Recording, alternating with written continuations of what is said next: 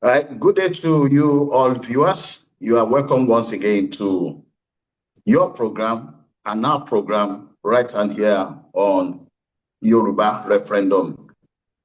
Alàgbà Fẹ́mi Ọdẹ́dẹ̀yẹ, as usual, is right on here with us. We'll still be drinking from his fountain of wisdom and knowledge as usual. And we also want to apologize. I think we've skipped about one or so program due to unforeseen circumstances, but we'll continue to get right on here as much as possible.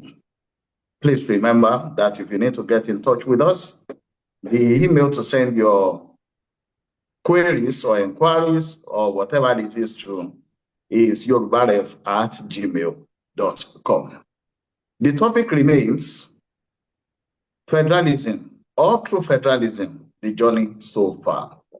And I'll be putting Alagba Femi on the spot today. We've been talking about federalism, we've been talking about the president, especially his response to the visit of the Patriots, that he would like, first of all, to deal with the economy, and then we'll come back to the one that has to do with the reconstitution of Nigeria. So the first question I'm going to throw to Alagba Femi Odedei is, between now and the 2027 election, are we expecting any surprise from President Bola Ahmed Tinubu in terms of true federalism or the arrangement of Nigeria or reconstitution of the country? Oh, okay, thank you for having me and thank you for putting me on the spot. So let's get going. I don't think we should expect anything between now and the elections, because of course, everyone wants to, any contestant wants to win the election. So all their efforts will be geared towards winning that election. And of course, we hope he wins the 2027 election so that he can now go back to his earlier promise that after completing the economic reforms, he will handle the political. And I recall when at that time, we made the point that it's not possible, that it is the political that should first be handled before the economy. And we can see the results from 2023 to now. They are still arguing over the fundamentals of the economy.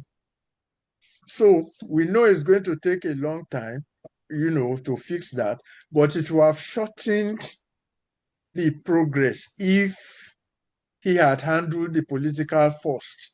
Why did I say so? Because if he had handled the political, most of the overheads, most of the contradictions in the federal stuff would have been reserved in the states, in the regions, in the federating units. All this talk about insecurity, security and all that, at least 90% of them will not be under the federal government, state police or even local government autonomy and all the rest of it. So if he had taken that route to first of all address the political system and then follow it up with the economic arrangement, it would have been a different case. Of course, he didn't listen. So, but he did what he is doing, and like I said, we can see it. And the complaints that people are making, which some of them may be genuine. You remember when the whole fuel thing started, and they said fuel prices has gone up, there is hunger, there is this, that. Of course, things will change once you put a stop to the old order. Mm-hmm. And that change is what he has been battling with since 2023. So I don't see him completing that battle between now and is it January or February 2027. So, but like I said, he did what he needed to do on the economy, but we will now put his feet to the fire on the political, because it is very clear there is no way you can make a demarcation that you will handle the political when you finish, because you can't finish with the economy. The economy doesn't stop. It will continue. It will continue with contradictions. At that time, everybody was saying Dangote this, Dangote that, and we keep telling them the fact that you have Dangote doesn't mean there will be a stoppage to fuel imports. No one believed us, but it is real. That's the reality. It's not. No economy is closed in such a manner that you can say, okay, you don't want this anymore unless you can produce and consume it internally, which is not the case. So problems of economy will continue to rise and will continue to manifest. So you can't say, don't worry, when I finish with the economy, I will handle the politics. No, that is why they call it political economy. That's the language, the professional language. They call it political economy. That is the politics of the economy. So you can't separate the two. And I think in a serious manner that was a mistake on his part. Okay, thank you very much, Alabafemi. Yes. Let's also look at the political arena for now. Okay. We know that PDP was in government for some number of years, and probably they too, in their own way, might say, yeah, they want to adjust the constitution, they want to make Nigeria better, and go. But then they had their own session, APC came in, and APC even set up, that is under late head of state, Muhammadu Buhari. They set up a committee to really look into reconstitution of Nigeria or federalism, which was headed by Madam Nasser Rufai. They submitted their, whatever they come up with, it was submitted, but nothing happened up till now. But when we look at let's say the top contenders, because we are talking about federalism, we are going to another election year. We're looking at the candidates, irrespective of their parties, but we're looking at all of them. If we look at Alhaji Atiku, if we look at Alhaji Atiku, he's really not say anything about reconstituting Nigeria into true federalism. One of the things he's spoken about was actually even making Nigeria more central, especially with the giving people the same rights with indigents, depending on the number of years they've lived in that environment. Because that's more like the continuous centralization of the country. So it's not put anything on the burner in terms of, even if it's just a political promise, nothing has happened in that area. If we also look at Peter Obi, he's also, I mean, he works with Atiku at a point, so he also agrees with letting people have the same rights as the indigents, depending on how long they've stayed in an environment. When we look at Sowore, Omoyede Sowore, I'm just trying to pick the ones that are quite in the news. It's really not say any serious thing about reconstituting Nigeria or giving powers to the federating units. All of them seems to be having this, once I become president or as a president, I have this power, I'm going to do this, I'm going to do this, I'm going to do this, including where they will infringe on the authority of the federating unit in the proper federalism.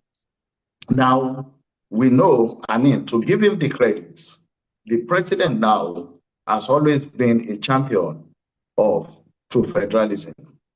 While he was the governor, right up until where he is now. And many people are looking at, okay, if this is the only person that we know that has been championing the cause for true federalism, what could we say, I mean, your own view, to be the reason the current president as a champion of true federalism, what could be the reason for him getting on? And the true federalism is not, I mean, we can say it's not a priority. I think we'll be right if we say it's not a priority, because if it's a priority between 2023 and up until now, it seems we've not even seen a first step. That is, okay, a pre, if we can call it a pre-step, has been taken towards this. I mean, what could we put as the reason? Because at times you might have a candidate that will say, I forgot one of the presidents who said that then, to say that, yeah, we gave all these promises because we're not there yet. Then when we get into government, we now find out that, oh, things we didn't know, we now begin to see the way things are. So what, in your own view, what could you pick as a probable cause why the drive towards federalism, which the president has always clamored for before he got into position, why could we say it is not taken as a first priority? Well, I think the first thing is their own understanding of what federalism is. I won't dwell too much on Atiku or Obi because they don't even understand the concept, let alone making any. Yeah, Atiku came to Ibadan, I think in one election cycle.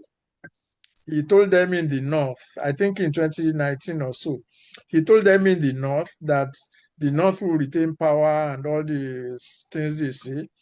Then he came to Ibadan and said, oh yeah, we will support true federalism, because he thought that was what the Yoruba wanted to hear. So it is only among the Yoruba that he talks about true federalism, not in the, and Obi has already declared that there's nothing wrong with the 1999 constitution. That was in 2023. He said so. So let's leave him. Those and Showore is just a noisemaker. So let's just leave them aside and deal with the reality that we have, which is President Tinubu and his trajectory. So that's why I said it is based on his understanding of what federalism is. So all the major steps that he has taken is like you have the federal government as the daddy of the house, who is now giving his children this and this to manage. How can the federal government, and again, it's not limited to him. I will come to those of us who make the advocacy. Because when the whole thing about local government autonomy started, the whole thing started from even the local government themselves. So, and they were saying, what was their argument? That the governors are doing this and that. The governors are corrupt. But you see, the whole concept of local government autonomy is based on the land. The federal government has no land, so it cannot be giving you money to develop your land as a form of autonomy. So that's his understanding of it. And that's what he did. I'm talking about Tinubu now. Yes. That's what he did. Then even look at what they are doing with the state police. Well, I mean, the whole concept, you have said this several times, the whole concept of a state police is for a federating unit to police itself. It's not a bureaucracy where the federal government will sit down and say, oh, yeah, go and do this, go and do that. And then we have a federal police commission and all the kinds of stuff like that. So all the major steps, these fundamental steps that he has taken so far, has not even addressed what federalism is. he's just going about it by saying, yeah, we are in charge of federal government. When we are in charge of federal government, we can do this and this and this and that. And then they start distributing bureaucratic stuff. Okay, we create a development commission. We give them money to go and develop. When, like we keep saying, in Yoruba land, we have to do our investments. So why create another bureaucracy on top of that? And then, so these are the issues on ground. Now, the problem, of course, he can understand federalism any which way he wants. But those of us who are making the advocacy are also guilty of the same thing. Because what we do most of the time is we are like outsiders looking in. We shout through federalism from the outside. We are unable so far to make it a political issue in our own land. So when the politicians come with their own version, that is what the people go for. And we will still be outside. Yeah, through federalism, we want regionalism, we want this, we want that. And this, everybody will be writing their own constitutions. There, in Yoruba land alone, I'm sure there may be about 10 or 20 constitutions, what they call Yoruba constitution. So everybody will be writing their own and making their own noise. And the politicians will be looking at them. Okay, a recent example, the Southern Middle Belt Forum or something like that, Southern Middle Belt Leaders Forum, held a meeting about a week or two ago. One of their resolutions, these are advocates of restructuring, One of their resolutions was that if Nigeria is not returned to this and that, they will mobilize Nigerians against that person. So the first question is this: how many Nigerians have they mobilized against anybody since they came into existence? So the politicians will just look at them, say, you guys are just jokers. And that's what we've been doing. We will mobilize Nigerians. We will do this. We will do that. How many times have we ever mobilized any Nigerian through federalism?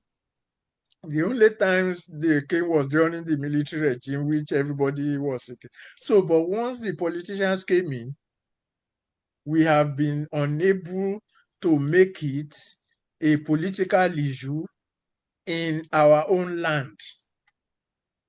So, with that, it gives the politicians the leeway to act any way they want to act. So that's why President Tinubu will say, yes, when I finish with the economy, I will come back to the politics, and nothing happened. That's why he will say we are giving local government autonomy by controlling their finances and giving them money. And then people said, a lot of people came up at that point and said that is not even local government autonomy. That's, yeah, well, a lot of people said so. But the problem is translating it into political reality. So the theory is there, the understanding, we can shout, we can do this, but our problem is how does it become a political movement in such a manner that no politician will be able to just rubbish it. I think that is and it starts with an understanding of what we mean by true federalism. You see, it has become the political angle of it has been removed. But I'm talking about activists now, not the politicians. Yeah. It has been removed. So the shell of activism is what remains. We hold conferences, we meet. I mean, when any group, any socio-cultural group or whatever group that is talking about restructuring, and if they say they are going to meet, you know what the meeting will say before they even start. So unless we don't want to, we know. So that is what happens. But the politicians have whatever it is they want to protect, and they know how to go about it, and they are using even us and using us in the sense that I'm not saying they are recruiting us into them. Because we were unable to break that chokehold on the people. And why is that possible? Simply because we have been unable to develop a coherent strategy of our own. And that is where maybe I should now advertise Yoruba referendum. This is why Yoruba referendum comes in, that look, all we need is to mobilize people around the strategy of actualization. Okay, we say we want true federalism, fine. What is the strategy to achieving it? It's not by voting an individual to office, even if the individual is a member of our collective. Yeah, you can get into office. But we need to develop a coherent strategy that we can mobilize people around. That is what will make it a political necessity in the land, where the politicians will not be able to run away from it. So let's say on the question of local government autonomy, for example, where the federal government has no business funding local government directly like that, because they don't own the land. And that translates into indigenship. That's why the obese and the articles can be insulting us by saying if you spend 10 years in the place, you are an indigenous of the place. You don't decree indigeneity into existence. It is what Yoruba will say, àrùn ojú. Indigenship is àrùn ojú. You don't legislate it into existence. You don't become an indigene because you pay taxes in that area. That area has existed before you even come. So it is not your taxes that created it. It is that society that dictates the kind of taxes you should pay for it to run itself. So all these arguments that are insulting to indigenes, the only reason why it is so prevalent is because those of us who are advocating and agitating for true federalism are yet to make it a standard political discourse in the land. So they can just come and say anything they want to say about it, and then they get away with it. And then by the time they get to office and get to the center, the problems they meet there will now override and overshadow the essential problem we are trying to resolve. So it's like this economy and politics thing. By the time subsidy is gone and forex and all that, by the time you start running around it, nobody will even be talking about true federalism again. And now, before that cycle ends, another electoral cycle is coming, and we are still outsiders looking in. Because even in the coming elections, we are not putting their feet to the fire.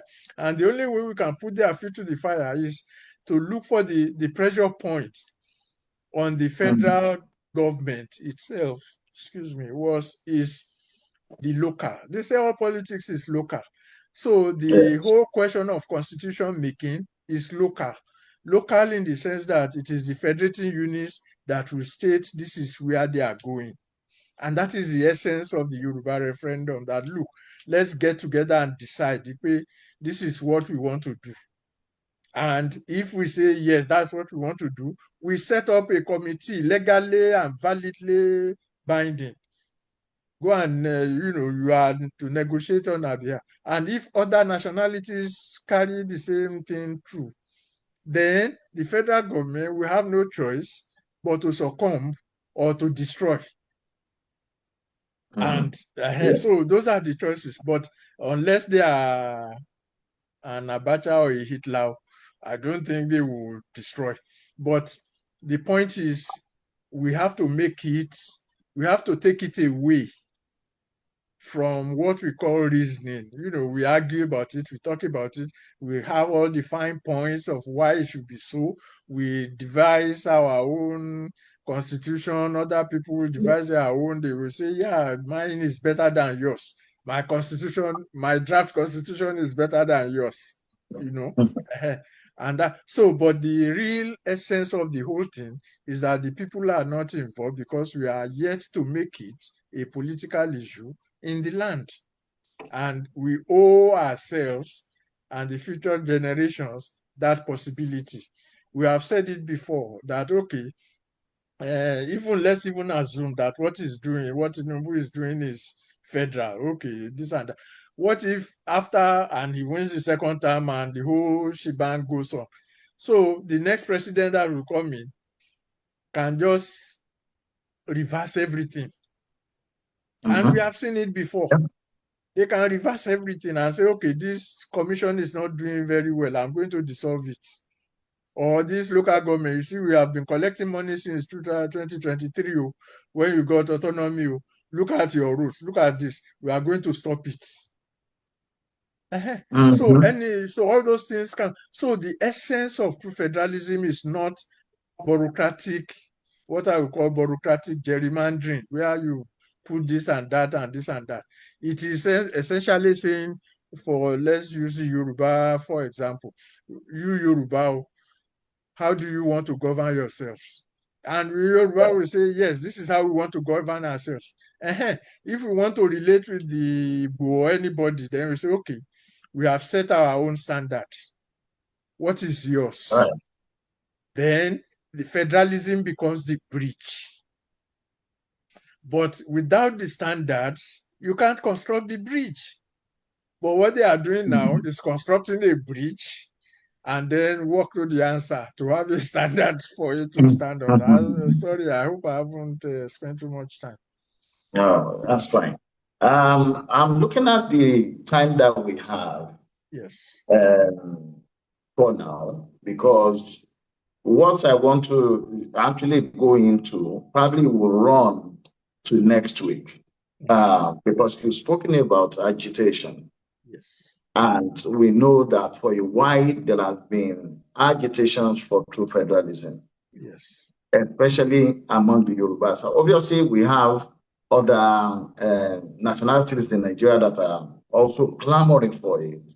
Yes. And the question would be, has agitation failed in Nigeria in terms of putting pressure on the political players to reconstitute the country? I know it's a question Yeah. that requires deep Yeah. analysis. But also interesting. We can start Yes. So today. We can start today and continue next week. But I'm continuing. Okay. especially because next week is August 9, right? And Mhm. the Western region obtained the self-government on August 7, 1957. So Right. so it will be a good topic to discuss at that time. So, okay, the question now. Yeah. So as agitation in terms of true federalism failed in Nigeria in bringing the political players to adjust or to succumb to the call to reconstitute the country along nationality lines. Yes, and I will explain my yes, and in a brief way. You see, since at least 1999, even before, the agitations for true federalism had been ongoing. Every time the federal government or the central government will come in and set up some committee to address the issue. Once the committee is set up, everybody goes in, makes the noise, and that will be the end of it. So that's why I Right. said yes, that the agitations have failed, because the politicians corral them into such things, and everybody look at the confab 2014 confab. 2014. Yeah. Yeah, which was with all fanfare and everything and everything. The most important issue of the day was not discussed at that confab, which is on the federating unit. They were talking about all kinds of things. So when the agitation rises and the government says, okay, let's have a conference, everybody will rush to the conference and they will speak all the theories and everything they want to speak, and they will have a communique, and that will be the end of it. Meanwhile, the advocates, because they didn't organize the conference themselves, because they were unable to get their own people to organize the conference, they assume mentally that once the center says, yeah, let's have a conference, then that means the center has opened the road towards federalism. But that's not the reality. The reality is that they create these conferences to shortchange the advocacy. So that's why in our own case, we wanted and we are trying to reverse the case, that this is not a question for the federal government to resolve in the first instance. The question is for the people as a federating unit to resolve. So if the Yoruba referendum takes off, or we put us, and it is easier to put pressure on our own local people than the Abuja people. So if we rally around the whole question of the referendum and we are able to conduct the referendum, that signals a change in the momentum. And that is the key. So all of us, they meet. I say Southern Middle Belt Forum, this forum, that forum, everybody. So everybody will go to Abuja and meet. These are nationalities or representatives of nationalities. So they will go to Abuja to come out to go and meet and talk about federalism. When their own people that are supposed to be the federating units are not even directly involved. So that's why I said the answer to the question is yes. Because we are yet to develop the correct strategy to, and I keep making the example of the Yoruba nation with Akeredolu the other time. The perfect, Akeredolu provided a perfect excuse, let me use the word excuse, for it to happen by asking the Yoruba nation people, under whose authority are you acting? Where did the Yoruba meet to agree to what you are saying? And they didn't respond. And we told them, look, he has opened the door. Put your foot in the door and say, okay, we have not agreed. The Yoruba has not agreed. Now let us conduct a referendum to agree. They didn't take the advice. What were they doing? They were saying, let us hold a poll. A poll is not this, and then they started dancing around the issue. We will say this even in their presence because it's not made up. So that was a golden opportunity that we missed, because a sitting governor was telling them, not us, that his own legitimacy was based on his electoral victory. Where is yours? And instead of saying, okay, we want to conduct a referendum so that we will have, whether win or lose, at least we have tabled it. But they didn't say anything. They were just running around. So that is a very good example of an opportunity that was missed by advocates of, and in fact, another thing, because the Yoruba nation was talking about sovereignty and this and that, then they say, no, the governor or the state cannot organize any referendum for Yoruba nation. It's a sovereign thing. They will go to the United Nations. They will do this, and what kind of thing is that? So that was a mistake on their part, and they missed woefully, and that's why we are where we are today. I can stop there now so we can continue next week, but that is that. In fact, we can take off from there and start really analyzing which steps did we take, which steps did we fail to take, and what has happened to all the agitation since then. So when they broke up, everybody knows it. And so what has replaced it? So that is the central question that we must address. Okay. Right. So I think it's a good point for us to kick off from next week to really look at some of these issues, and also to actually also look back whether there has been an example or an instance before where an agitation failed, and then the players reconstitute themselves and then adopted another strategy. Yeah. I'm sure that there will be a couple of examples in the past, yeah. So that we can use that and then look at where we are, because that's the reason for that question. If it's failed, the next thing, obviously, we'll look at why it failed, and then the next thing will be what needs to be done now. Right.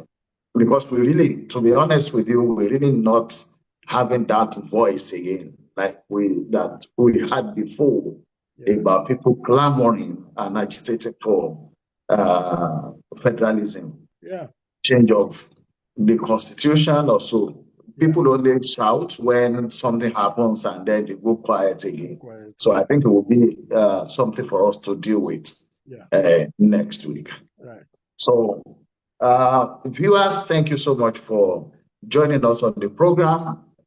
The topic for next week is already, we've kicked it off. So, and you don't want to miss it, because what happens now will determine what happens next. If there have been agitation, but it's failed, it's good for us to analyze why it failed and what needs to be done to move things forward, and then for people to learn from what has happened so that the next step will have greater impact than the one that we've had before. Alabafemi Odediji, thank you so much again for coming on the program. And we hope that you sharpen your sword for next week. Thank you. Thank you. Thank you. I appreciate it. Thank you very much. All right. So, watchers, we will be back right on next Sunday. Same time, remember, it's 8 p.m. And the topic is Federalism, the journey so far. Thank you so much for connecting with us.